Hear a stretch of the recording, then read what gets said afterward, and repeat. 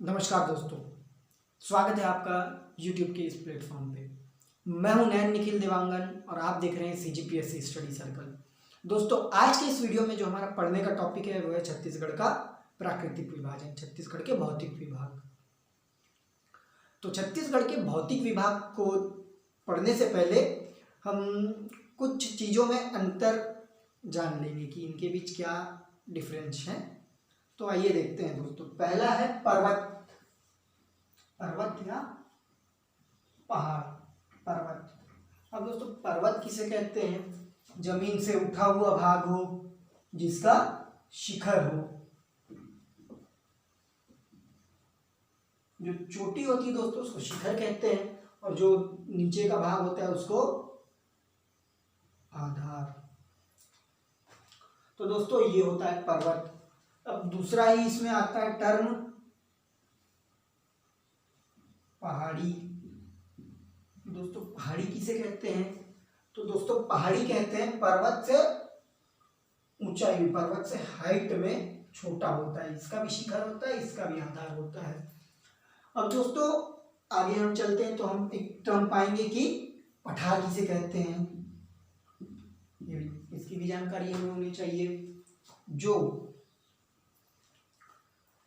भूभाग से यानी कि जमीन से कुछ ऊंचाई पे हो परंतु इसमें शिखर नहीं होता। दोस्तों इसमें शिखर नहीं होता, ये समतल भूमि होती है। दोस्तों समतल भूमि होती है जो धरातल से थोड़ी ऊंचाई पे स्थित होती है। अब इसी तरह दोस्तों हम आगे बढ़ेंगे तो हमको एक और टर्म मिलेगा जो कहलाता है मैदान। अब मैदान किसे कहते हैं? समतल भूमि का एक बहुत बड़ा क्षेत्र, एक बहुत बड़ा भूभाग जो समतल है उसे हम क्या कहते हैं? मैदान। अब इसी तरह दोस्तों हम देखेंगे कि बेसिन किसे कहते हैं। दोस्तों ध्यान रखिए ये एक नदी है और अन्य इसकी सहायक नदियां इसमें लाके अपना जल या अपना पानी छोड़ रही हैं। इधर से भी आ गई नदियां, इधर से भी आ गई नदियां, है ना। सब लाके इसमें अपना पानी इस नदी में मिल जा रही है या इस नदी में विसर्जित हो जा रही है। तो ये कहलाएगा दोस्तों, ये वाला जो एरिया है ये कहलाएगा बेसिन।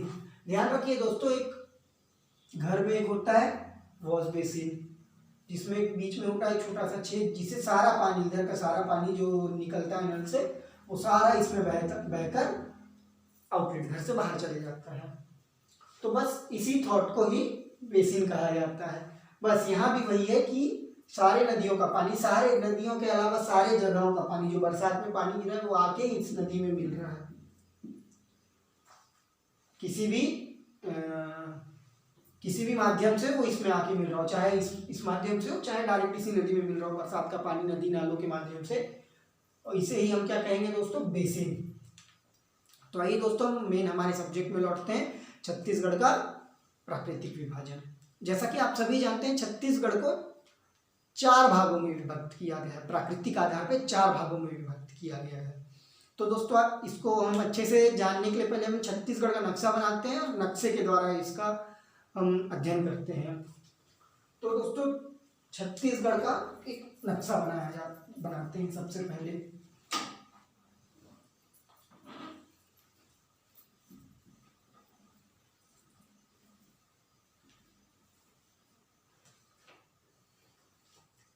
ये क्या है दोस्तों? ये है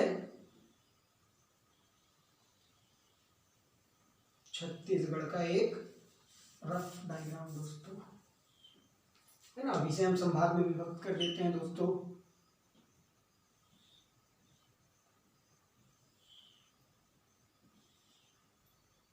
और ये कुल टोटल 5 संभाग छत्तीसगढ़ में जो है, सरगुजा संभाग, बिलासपुर संभाग, दुर्ग संभाग, रायपुर संभाग और बस्तर संभाग।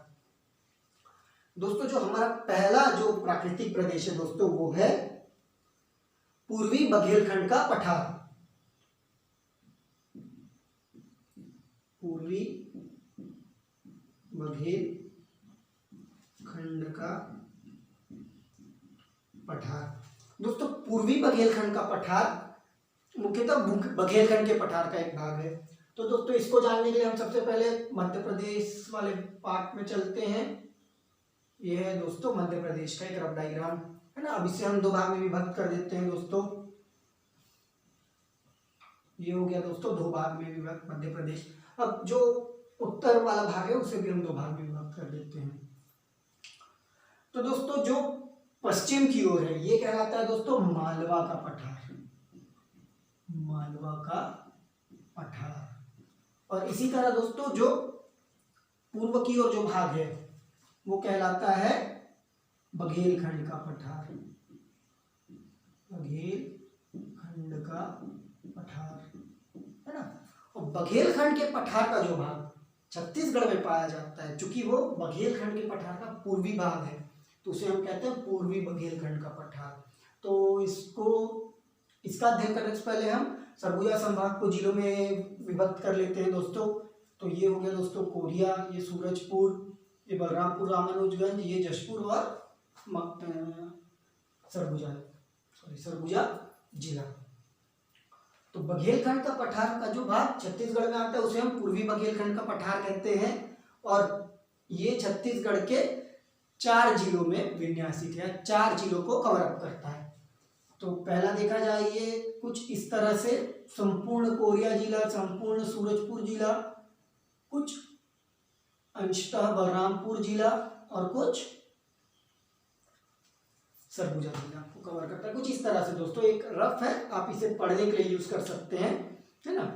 तो 4 जिले इसके अंतर्गत आते हैं। पहला संपूर्ण कोरिया जिला, संपूर्ण सूरजपुर जिला, संपूर्ण सॉरी रामानुजगंज, बलरामपुर जिला और सरगुजा जिला। दोस्तों अभी मुख्यमंत्री ने 4 नए जिलों की घोषणा की है, लेकिन वो अभी अस्तित्व में नहीं आए, इसलिए हम सिर्फ 28 जिलों के परिप्रेक्ष्य ही छत्तीसगढ़ का प्राकृतिक विभाजन की विवेचना करेंगे, अध्ययन करेंगे।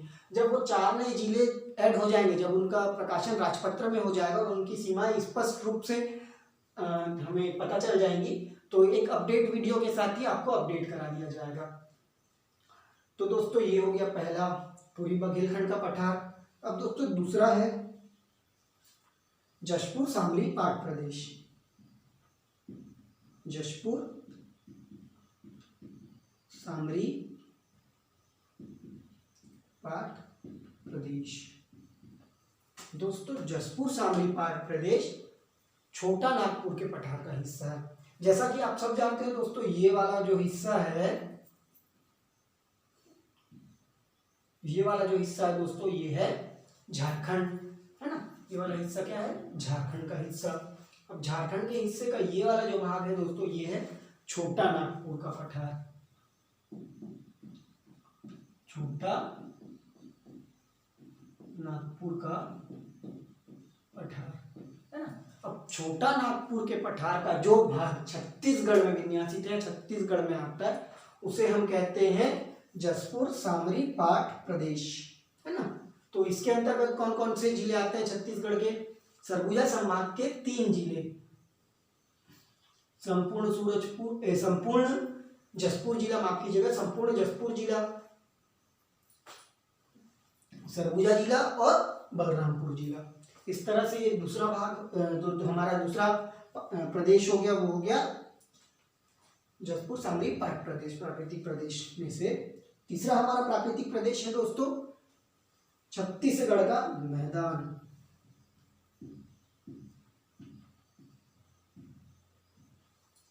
छत्तीसगढ़ के मैदान के अंतर्गत दोस्तों 3 संभाग, छत्तीसगढ़ के 3 संभाग के सारे जिले आते हैं। पहला बिलासपुर संभाग, दूसरा रायपुर और दुर्ग संभाग, तीसरा रायपुर संभाग, बिलासपुर संभाग, दुर्ग संभाग और रायपुर संभाग। दोस्तों राजनांदगांव जिला का मोला मानपुर वाला जो एरिया है वो हमारे चौथे और अंतिम भूभाग के अंतर्गत आता है, जो कि है दंडकारण्य का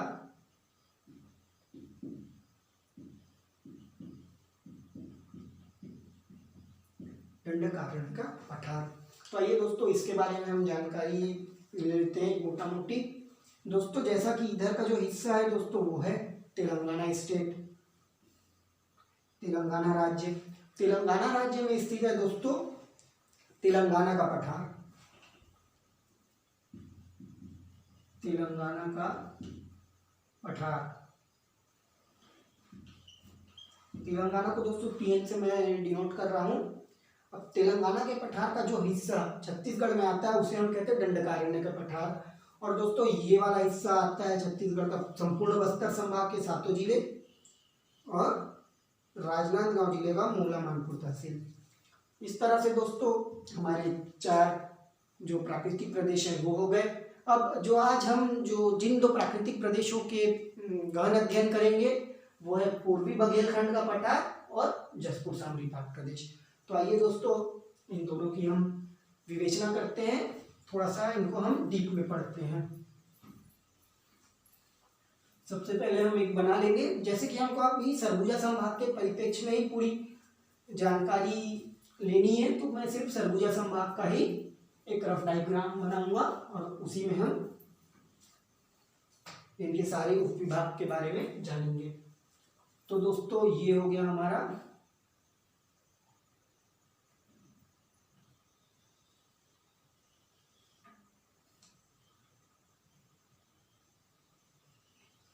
सरगुजा संभाग, है ना। अब इसको मैं जिलों में डिवाइड कर देता हूं दोस्तों। कोरिया जिला, सूरजपुर जिला, बलरामपुर रामानुजगंज जिला और जशपुर सरगुजा जिला। तो दोस्तों जैसे कि हम जानते हैं कि इस ओर है मध्य प्रदेश, उत्तर पश्चिम की ओर, है ना। तो यहाँ पर मध्य प्रदेश में एक पहाड़ी है दोस्तों जिसे कहते हैं विंध्याचल पर्वत।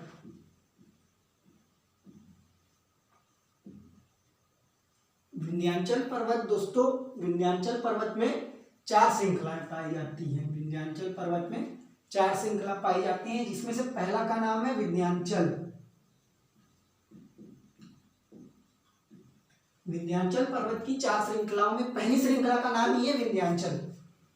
दूसरा है दोस्तों भांडेर श्रेणी,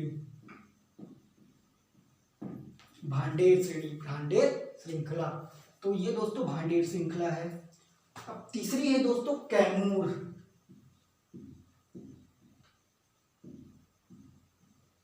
कैमूर पर्वत का विस्तार दोस्तों छत्तीसगढ़ में है, याद रखिएगा कैमूर पर्वत का विस्तार छत्तीसगढ़ में है। और चौथी जो श्रृंखला है दोस्तों वो है राजमहल। तो जो राजमहल की पहाड़ियां हैं वो झारखंड और बिहार में विस्तृत है दोस्तों, झारखंड और बिहार में विस्तृत है। तो हमको जो मेन फोकस करना है वो है कैमूर पर्वत के ऊपर फोकस करना है ना। तो दोस्तों आइए हम देखते हैं कोरिया जिले में ये पास है दोस्तों हमारा चांग भकार की पहाड़ी। दोस्तों क्या चांग भकार की पहाड़ी, चांग भकार की पहाड़ी। अब दोस्तों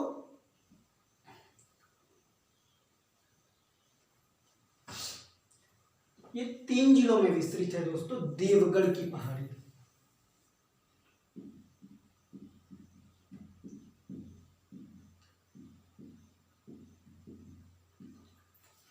है ना, और इनको सम्मिलित रूप से चांग भकार और देवगढ़ की पहाड़ी ही कहा जाता है।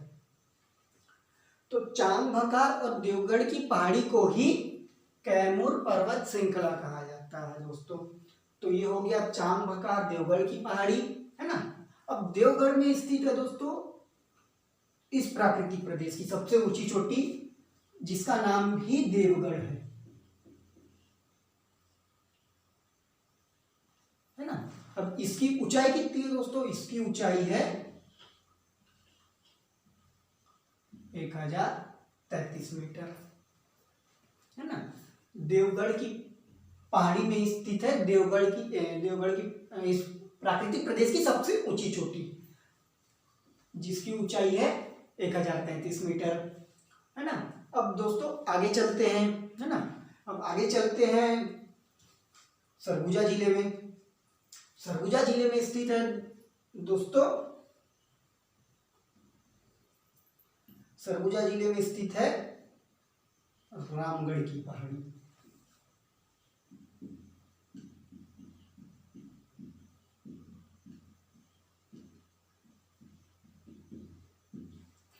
दोस्तों रामगढ़ की पहाड़ी स्थित है सरगुजा जिले में। और दोस्तों रामगढ़ की पहाड़ी में ही कुछ गुफाएं पाई जाती हैं जो बहुत प्रसिद्ध हैं। रामगढ़ की पहाड़ी में ही कुछ गुफाएं पाई जाती है। इधर लिख रहा हूं दोस्तों मैं गुफा, जिसमें पहला है दोस्तों जोगीमारा। अब जोगीमारा गुफा की विशेषता क्या है? जोगीमारा गुफा की विशेषता ये है कि यहाँ पर प्राचीनतम नाट्यशाला पाई जाती है दोस्तों, है ना। प्राचीनतम, विश्व की प्राचीनतम नाट्यशाला पाई जाती है। और दूसरी विशेषता क्या है? जोगीमारा की गुफा में ही महाकवि कालिदास ने प्रसिद्ध ग्रंथ मेघदूत की रचना की थी, जिसका छत्तीसगढ़ी अनुवाद मुकुटधर पांडे ने किया, है ना। और यही जोगीमारा की गुफा में देवदत्त एवं सुतनुका, देवदत्त नर्तक और नर्तकी सुतनुका की प्रेम कथा का वर्णन है ना। ये जोगीमारा गुफा की विशेषता है। और जोगीमारा गुफा के बाद और कौन सी गुफा आती है? सीता बेंगरा,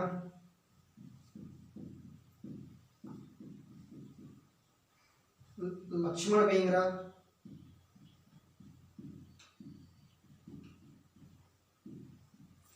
और साथ ही साथ यहाँ पर सीता कुंड भी पाया जाता है दोस्तों, है ना। तो ये हो गया दोस्तों हमारी रामगढ़ की पहाड़ी। अब इसी तरह कुछ देवगढ़ की पहाड़ी में ही एक छोटा सा भाग है, छोटी सी श्रृंखला है या छोटी सी पहाड़ी है, जिसे हम कहते हैं सीता लेखनी की पहाड़ी।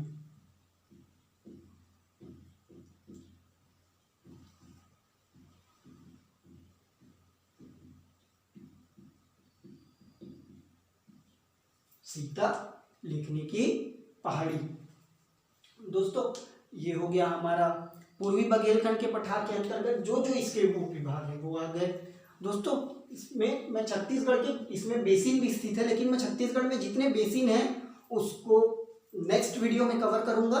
तो हम आगे बढ़ते हैं दोस्तों। सिर्फ हम पहाड़ और पठार को ही इस वीडियो में कवर कर रहे हैं।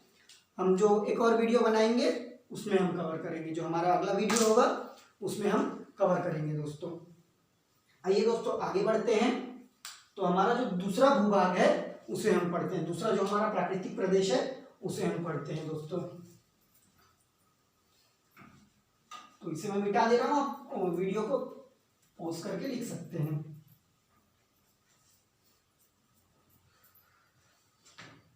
दोस्तों जो हमारा अगला जो प्राकृतिक प्रदेश है दोस्तों वो है जसपुर सामरी पाट प्रदेश। जैसा कि मैंने इस वीडियो की शुरुआत में या वीडियो में ही बता चुका हूँ कि जसपुर पाट प्रदेश छोटा नागपुर पठार का हिस्सा है। और अब हम इसमें पाट के बारे में पढ़ेंगे दोस्तों। पाट, जसपुर पाट प्रदेश में कौन कौन से पाट स्थित हैं? सबसे पहले बलरामपुर जिलों में दोस्त 3 पाट स्थित हैं दोस्तों, है ना। 3 पाट स्थित है, जिसमें से पहला है दोस्तों लहसुन पाट। दूसरा है दोस्तों सामरी पाट। और तीसरा जो स्थित है दोस्तों वो है जमीर पाट। अब जो सामरी पाट है दोस्तों, इसकी सबसे ऊंची चोटी, इस प्रदेश की सबसे ऊंची चोटी है। इस प्रदेश कहने का तात्पर्य इस प्राकृतिक प्रदेश की सबसे ऊंची चोटी। जिस तरह देवगढ़ पूर्वी बघेलखंड के पठार की सबसे ऊंची चोटी थी, उसी तरह सामरी पाट में स्थित जो ऊंची चोटी है उसे हम कहते हैं गौरलाटा। और इसकी ऊंचाई है दोस्तों 1225 मीटर। दोस्तों गौरलाटा जसपुर सामरी पाट प्राकृतिक प्रदेश की सबसे ऊंची चोटी, साथ ही साथ पूरे छत्तीसगढ़ की सबसे ऊंची चोटी है। बहुत इंपॉर्टेंट फैक्ट है दोस्तों, क्योंकि ये एग्जाम में पूछता है। अब दोस्तों हम चलते हैं सरगुजा जिले की ओर। तो सरगुजा जिले में 2 पार्ट स्थित हैं। जो दक्षिण में है, सरगुजा जिले के दक्षिण में वो है मैन पार्ट,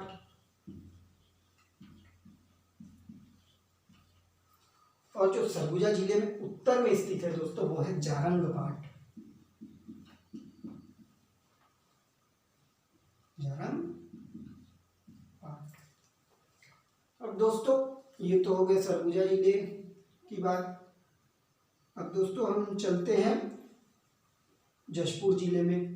चूंकि जशपुर जिला पूरा का पूरा एक पार्ट है, जिसे हम जशपुर जिला पूरा का पूरा एक पार्ट है ना, जिसे हम कहते हैं जशपुर पार्ट।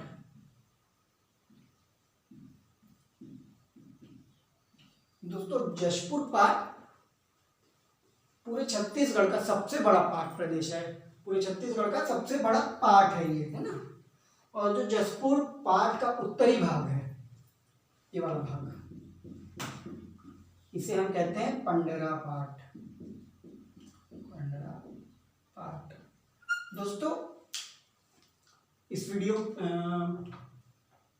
बस इतना ही इस वीडियो में। अगर आपको मेरी वीडियो अच्छी लगी तो प्लीज़ लाइक कीजिए और मुझे कमेंट करके बताइए कि वीडियो में क्या क्या रह गया। साथ ही मेरे चैनल को सब्सक्राइब भी कीजिए और अपने दोस्तों के साथ शेयर भी कीजिए, और जितने अभ्यर्थी तक ये पहुँचे उतना ही अच्छा है दोस्तों, है ना। और मेरे इंस्टाग्राम चैनल को भी आप सब्सक्राइब कर सकते हैं, जिसका लिंक मैंने वीडियो के डिस्क्रिप्शन में दे रखा है। नमस्कार दोस्तों।